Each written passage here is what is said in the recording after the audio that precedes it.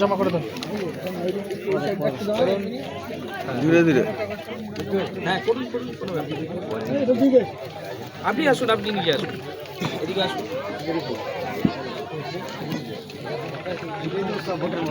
এখনো যাদের যাদের লেখা হয়ে গেছে আপনারা নিয়ে আসুন আমাদের এই ড্রপ বক্সে। আপনারা আপনাদের মতামত নিশ্চিতভাবে দেবেন।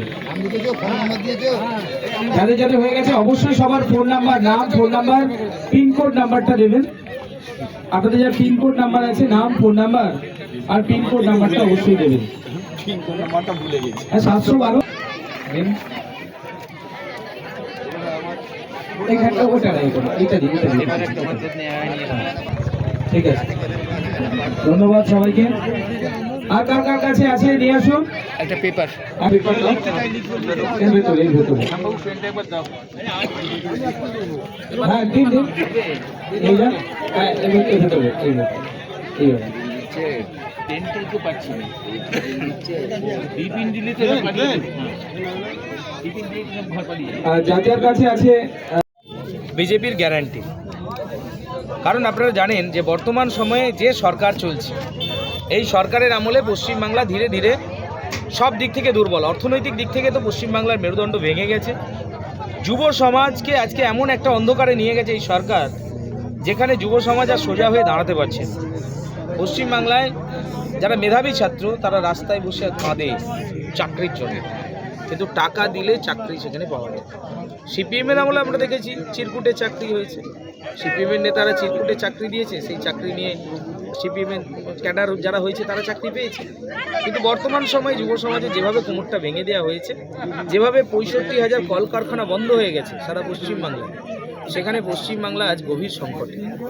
না চাষিদের যে সার, এই যে বর্তমানে সার চাষিদের বিক্রি হচ্ছে বাজারে, এই সার দ্বিগুণ দামে বাজারে বিক্রি হচ্ছে, যেখানে কেন্দ্রীয় সরকার এই সারের জন্য নির্দিষ্ট মূল্য বেঁধে দিয়েছে সারের বস্তার প্যাকেটের ওপরে, কিন্তু সেই দামের থেকে ডবল দামে সার বাজারে বিক্রি হচ্ছে, সরকারের কোনো ভ্রুক্ষেপ নেই। তাছাড়াও প্রত্যেকটি ক্ষেত্রে চুরি চলছে, প্রত্যেকটি ডিপার্টমেন্টে। রেশন ব্যবস্থায় ব্যাপক চুরি, রেশনের আটায় চুরি, চাল চুরি, মিড ডে মিল চুরি থেকে শুরু করে জব কার্ডে তো কোটি কোটি টাকা চুরি হয়েছে। পশ্চিমবাংলার মানুষ যাবে কোথায়? মমতা ব্যানার্জি এখন এই ভোটের সময় ললিপপ দিচ্ছে, 500 টাকার লক্ষ্মীর ভাণ্ডার আরও বাড়িয়ে দিলেন, কিন্তু ডেভেলপমেন্টের জন্য টাকা নেই, রাস্তা সারানোর টাকা নেই। রাস্তাগুলো আজকে ভেঙে গেছে, সারা খানাগুলো দেখুন অর্ধেক রাস্তা ভাঙা অবস্থায় রয়েছে।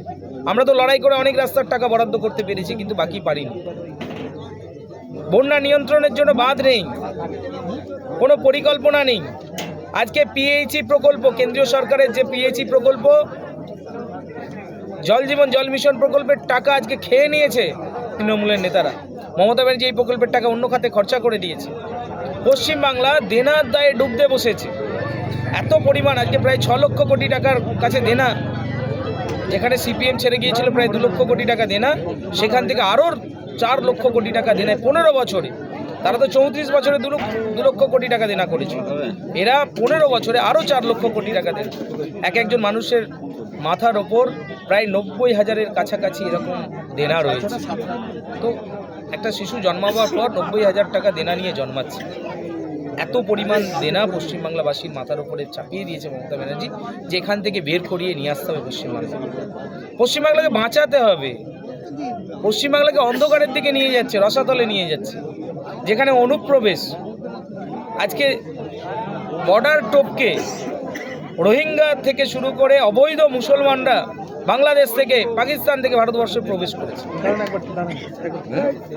তো তাদেরকে সেফ সাইডে রাখার চেষ্টা করছে মমতা ব্যানার্জি, তাদেরকে সেফ জোনে রাখার চেষ্টা করছে মমতা ব্যানার্জি, যার জন্য এসআইআর নিয়ে বিরোধিতা করছে। যারা বাংলাদেশি আছে তারা আমাদের অধিকার ছিনিয়ে নিচ্ছে, আমাদের সব কিছু লুট করে নিচ্ছে। হতে পারে না, এটা চলতে পারে না। পশ্চিমবাংলাকে বাঁচাতে হবে। তাই বিকশিত পশ্চিমবাংলা আমাদের সংকল্প। এই সংকল্পকে সার্থক করার জন্য আমরা মানুষের কাছে এসেছি। মানুষের যেটা মনে হবে, জনগণের যেটা মনে হবে যে বিকশিত পশ্চিমবাংলা, বিকশিত খানাকুল তৈরি করার জন্য, বিকশিত ভারতবর্ষ তৈরি করার জন্য ওনাদের মূল্যবান মতামত ওনারা দেবেন। আমরা এই ড্রপ বক্স নিয়ে এসেছি, এই ড্রপ বক্সে ওনাদের এই মতামত প্রতিফলিত হবে। ওনাদের মতামত নিয়ে আমাদের পশ্চিমবাংলায় ম্যানিফেস্টো তৈরি হবে।